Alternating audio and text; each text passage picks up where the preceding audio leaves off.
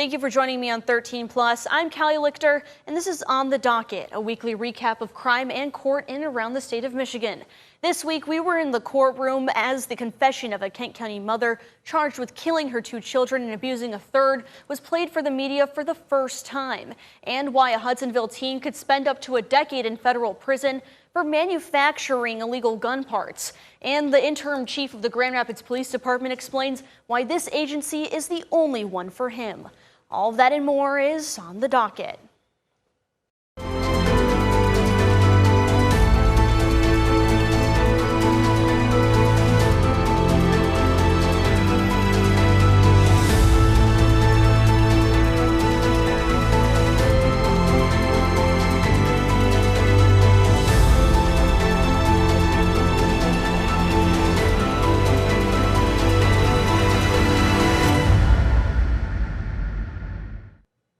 In a Kent County courtroom, prosecutors played the confession of a Cedar Springs mother charged with killing 2 of her children and abusing another. Although Irene Whitehead confessed to Kent County Sheriff's detectives, her team argued that that confession shouldn't be allowed, even if she was read her Miranda rights. But that didn't sway a judge. What did you hold my over said? That was part of a mother's confession to killing her 2 children and abusing a third, caught on detectives' body cameras during an interview. The prosecution shared that, along with other evidence in court, hoping to show a judge Irene Whitehead's case should move forward. Whitehead is charged with felony murder in the deaths of her 2-month-old son Leo in 2021 and her 2-year-old Riley in 2025. She's also charged with abusing her other child. When did you decide that you wanted to go?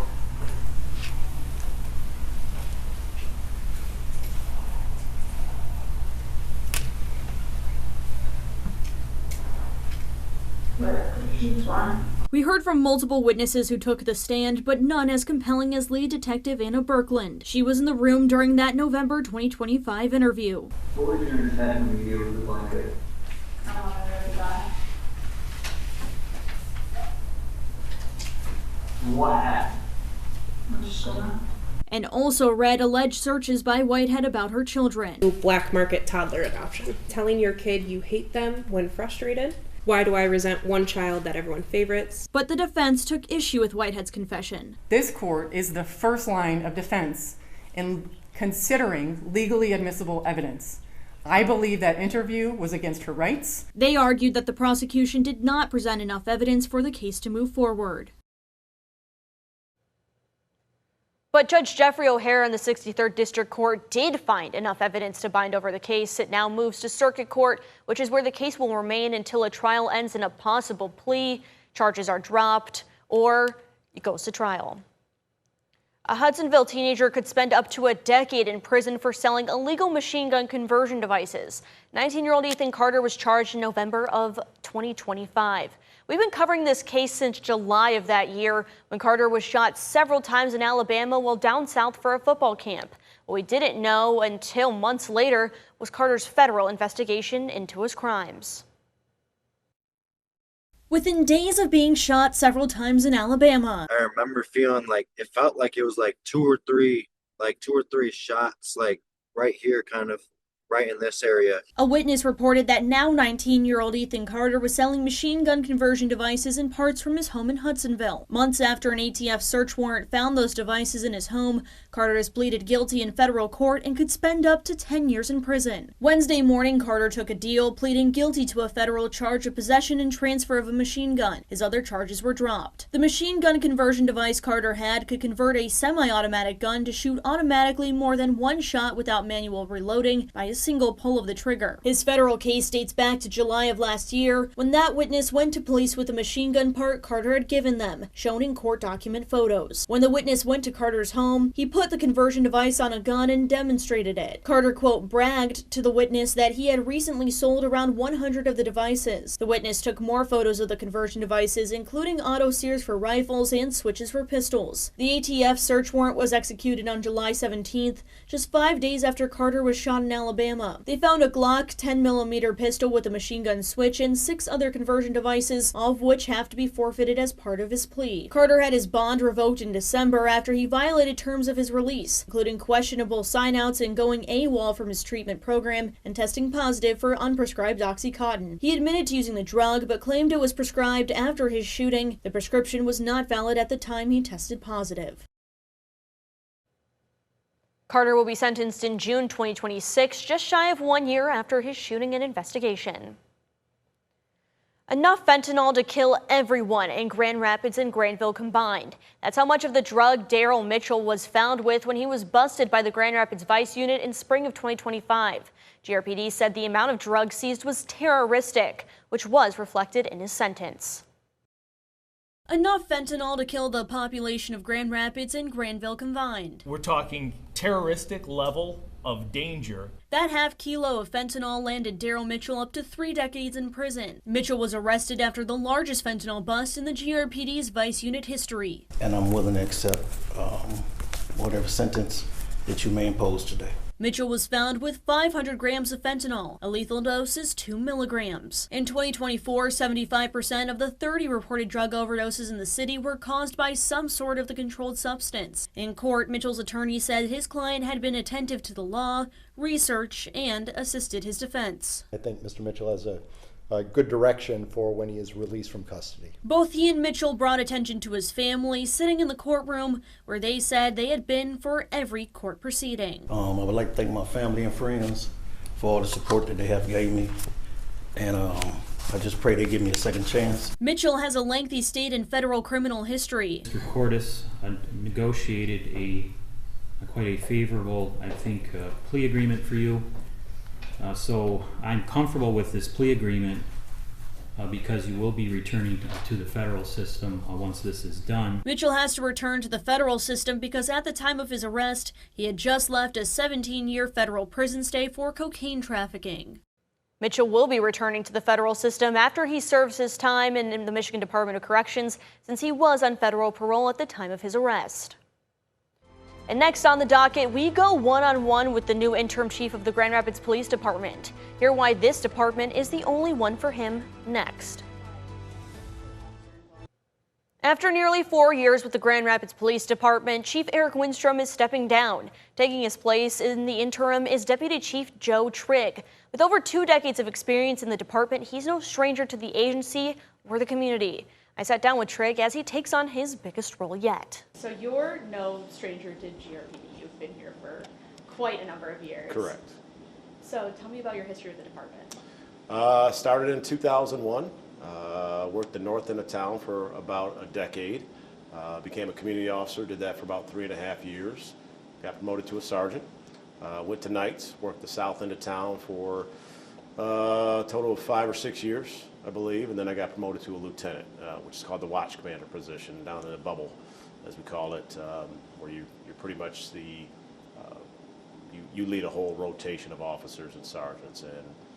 And did that for about 3 years, and then I got asked to be the commander of the internal affairs unit during a very tough time, obviously with the civil unrest and all that, but did that for 2.5 years and got promoted to captain.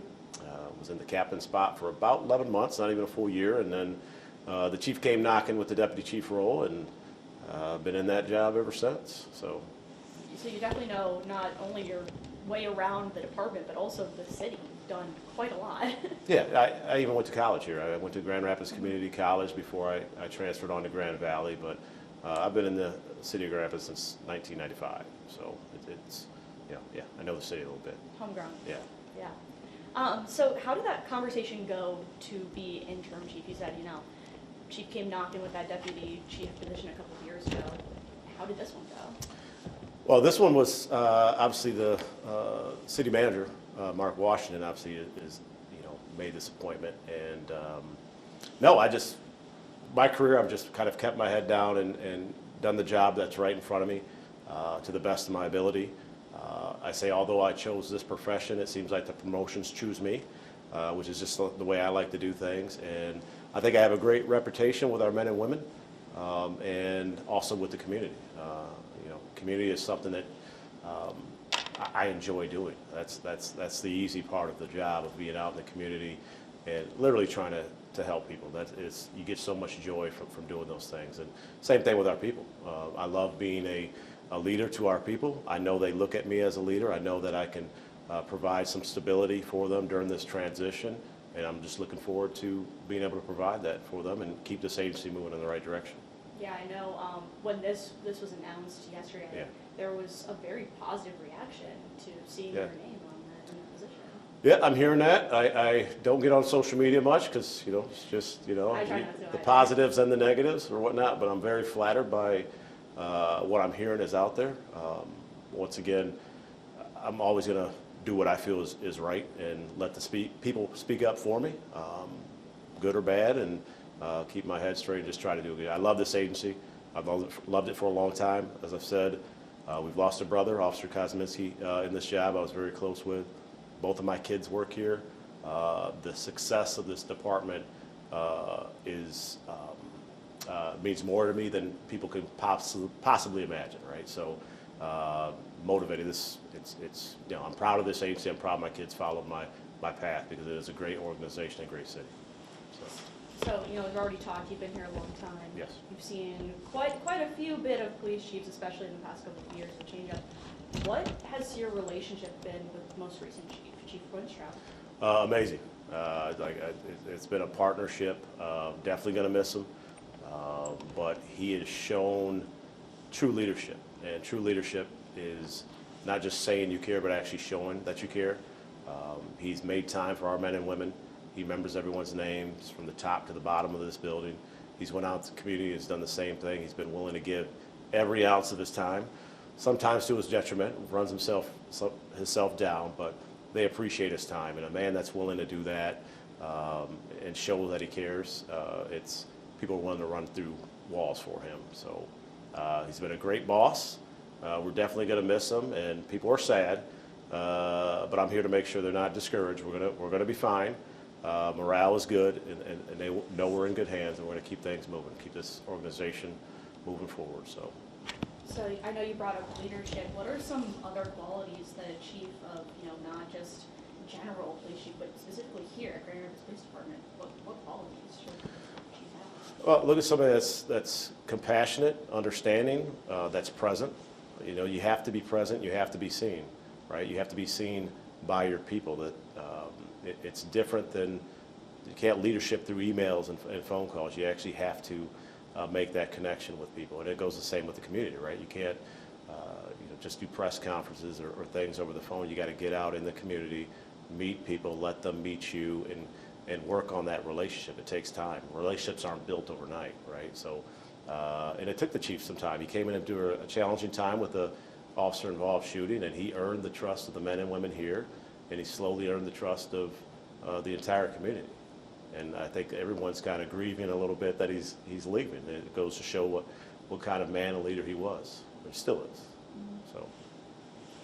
So kind of you are going to be the leader of the department.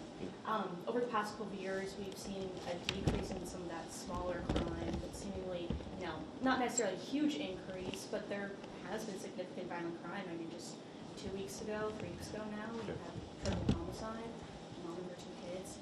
As the leader of the department, how are you taking your officers through that? I think the big thing is just to get them the support, right?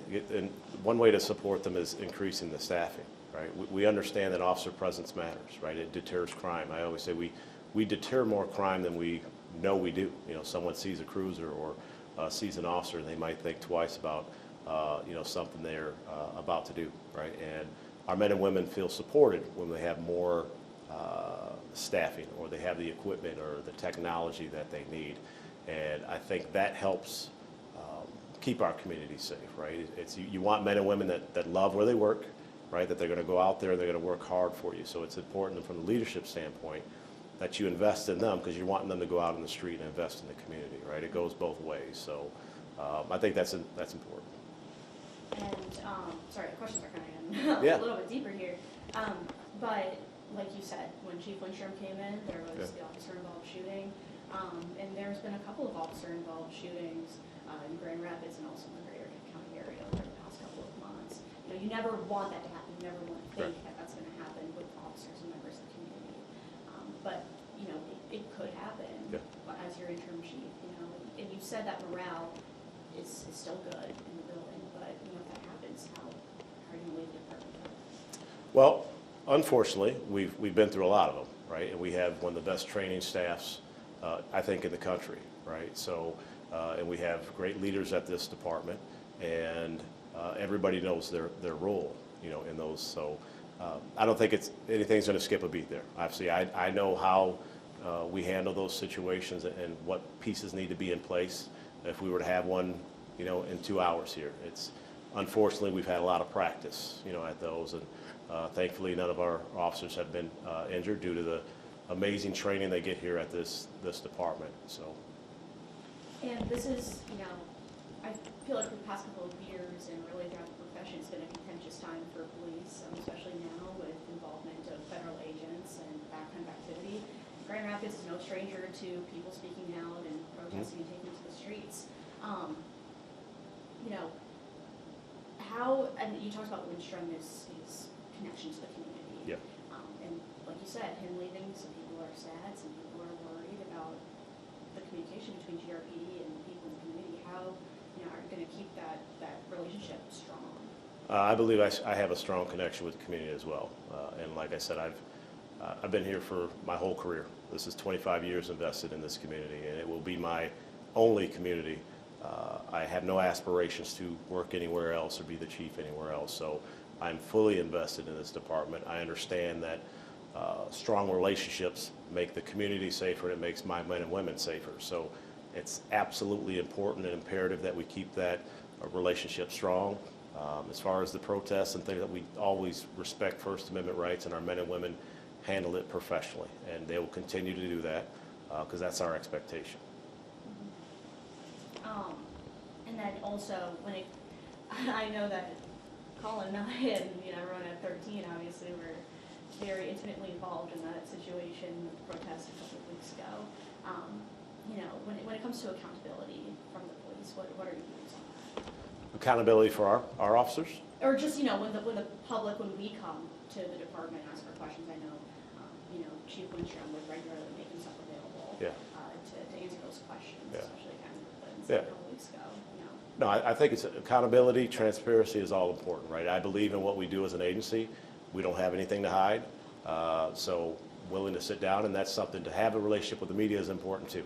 And that's something he brought to our agency because we weren't so open before. And that's something, he was like, it's important if they're going to run a story, let's see if they can run a positive story as well. Let's be available, and I'm going to continue that. That relationship is something he's built, and I think it's very important for our department to continue that.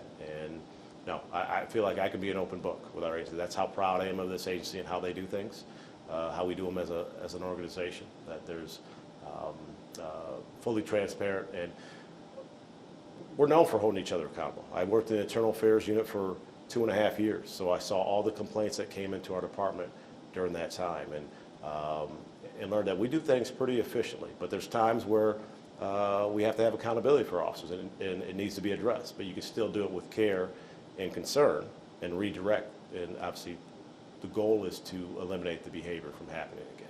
So that's not going to change. And a few more questions for you. Sure. Did you always know growing up you wanted to be a police officer? About 11 years old. I grew up in a domestic violence house where I had to make those 911 calls. The police responded. Didn't feel I had anyone else to turn to. They came in there. I've said in other interviews, they were like Superman swooping in and saving the day for me. I thought that was heroic, and it was something that I wanted to be. I pursued, a baseball career and at the college level, fell short of, major league dreams, but never lost sight of I wanted to be a police officer. And I'm proud that my son is following in my footsteps because this is a great profession. It's a tough profession, but it's hard on you. You got to have, good people around you, good support, and keep your mental health sharp because it's going to challenge you. And I know you talked earlier, as the promotions were kind of finding you. It's not like you were, chasing them. But when you started, did you ever think one day you'd be at this level? Absolutely not. I never look that far ahead, but I've had great mentors. Like I said, I keep my head down. I work hard. I put others first, and they've been my biggest advocates. For promotions, almost shoving them down my throat to a certain extent, which I'm fine with. That's just my style. I let people speak up for me, and that seems to be how my career is going to go. So. Do you have any questions, Colin? You said your kids are in the department? Yes, my son is the officer that we hired last April. He had his first solo patrol night last night. And my daughter is an intern for us with aspirations to get into forensics. So she doesn't want to be an officer on the street, but she wants to be in forensics. She'll be attending Northern Michigan University in the fall. So yeah, like I say, I'm attached to this agency. I'm 25 years in, and my son is just starting. My daughter will have a little bit of break as she goes off to college, but her goal is to come back here and be one of our forensic techs. So, yeah. You said nowhere else you want to be. I don't say never too often, Yeah. but I will never work for another agency. This is my final chapter, and I'm okay with that. We'll see how long this goes, but fully invested in this department, this city. There will be no other department, trust me. And I have one final question. It's the question of the hour. It's Sure. something everyone's been asking. Do you want to put your hat in the ring for the official job? I don't want to think that far ahead. I just got to keep with who I am. There's a job in front of me right now, and I'm going to do that to the best of my ability. I want to make sure our department morale stays high, make sure there's a smooth transition, that we keep focusing on safety, community engagement. We've got some things planned for trying to get some more community officers this fall, which all depends on the staffing that we're getting, make sure we're recruiting and we're retaining our people. Especially during this transition, make sure everybody knows we're fine here. We're a great agency. We've been a great agency for a long time, and yeah, just keep things moving. That's short-term goals. And do you have a message for the Grand Rapids community?